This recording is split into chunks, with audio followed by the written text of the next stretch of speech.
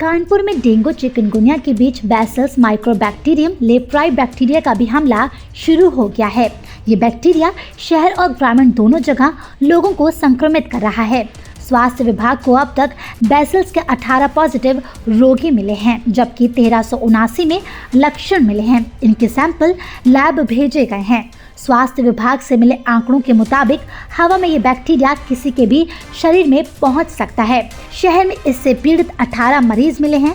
14 दिन में अब तक लगभग 5.85 लाख लोगों की स्क्रीनिंग में 1379 संभावित बैसिलस संदिग्ध रोगी मिले हैं, जिनके सैंपल टेस्ट के लिए भेजे गए हैं। इस समय 185 बैसिलस के रोगियों का इलाज चल रहा है। इसमें 35 रोगी पॉसिबैसिलरी के हैं, जबकि 150 मल्टीबैसिलरी के हैं। विभाग ने बताया कि बैसिलस किसी संक्रमित से बात करने या उसके बगल में बैठने या छूने से नहीं फैलता है।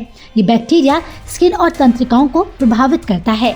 कानपुर में सोमवार को भी डेंगू, चिकनगुनिया और मलेरिया के नए मरीज मिले हैं।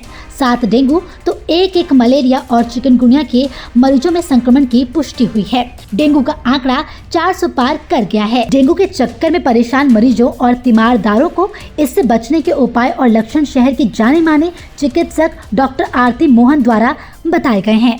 इन सुझावों पर अमल करके डेंगू, मलेरिया और चिकनगुनिया को मात दी जा सकती है।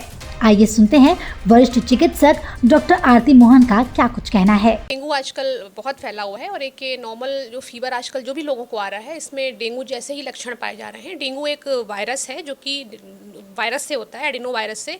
और ये जो मच्छर आजकल बहुत ज़्यादा पैदा हो रहे हैं, जो साफ़ पानी में अपने लार्वा को देते हैं, तो हमें आसपास अपने कहीं भी साफ़ पानी को एकत्रित नहीं होने देना है। जैसे कि टायर ट्यूब में भरा है, गमलों में भरा है या आपके कूलर में भरा है, तो आपको उसको तुरंत फेंक देना है। सफाई का आसपास बहुत ध्यान रखना है। और ये जो भी मच्छर है, ये 10 से शाम को 5 बजे तक ही ज़्यादा दिखाई पड़ता है। शाम के समय ये मच्छर जो है नहीं दिखाई पड़ता। तो आपको इस समय फुल कपड़ों को बिल्कुल पहनना है और अपने आप उसमें मॉस्किटो रिपेलेंट भी यूज़ कर सकते हैं। बच्चों के कपड़ों में भी लगा सकते हैं। बच्चों को कोशिश करके आप इस समय बाहर ना भेजें या इनको फुल कपड़े पहनाएं। तो एक तो ये डेंगू से बचाव के तरीके हो गए। बाकी डेंगू में अगर आप लक्षण की बात करें तो बहुत तेज़ फीवर आता है, सर में बहुत तेज़ दर्द होने लगता है, पेशेंट इतना छटपटाने लगता है कि उसको प्यास या तो बिल्कुल भी नहीं लग रही होती है, डायरिया, वॉमिटिंग, ये सब सिम्टम्स भी शुरू हो जाते हैं। और डेंगू एक तरीके का ही नहीं फीवर होता है, इसमें 2-3 टाइप के फीवर होते हैं। कुछ डेंगू हैमरेजिक फीवर्स के भी केसेस होते हैं, जिसमें प्लेटलेट्स अचानक से कम होने लगती हैं और लोगों को उल्टियाँ आने लगती हैं खून की, या फिर लैट्रिन के रास्ते से खून आने लगता है, या फिर आपके दांतों में भी ब्लीडिंग हो सकती है। और जो लेडीज़ होती हैं स्पेशली, उनको उनका जो मेंसेस का टाइम होता है, जो माहवारी का समय होता है, वो अनिश्चित हो जाता है, बहुत हैवी ब्लीडिंग शुरू हो जाती है। और ये जो प्रेगनेंसी वाली जो औरतें हैं, महिलाएं हैं, उनको अपना बहुत विशेष बचाव करना चाहिए, क्योंकि अगर उनको उस समय डेंगू हो रहा है तो उनके बच्चों में भी इफेक्ट आ सकता है। तो डेंगू बिल्कुल लाइलाज नहीं है। और एक अगर आप होम्योपैथिकली इसको ट्रीट करें तो डेंगू की प्लेटलेट जो भी हैं 2 से 3 दिन में फीवर भी ठीक हो जाता है पेशेंट का, और पेशेंट बिल्कुल स्वस्थ हो जाता है। फिलहाल के इस वीडियो में इतना ही।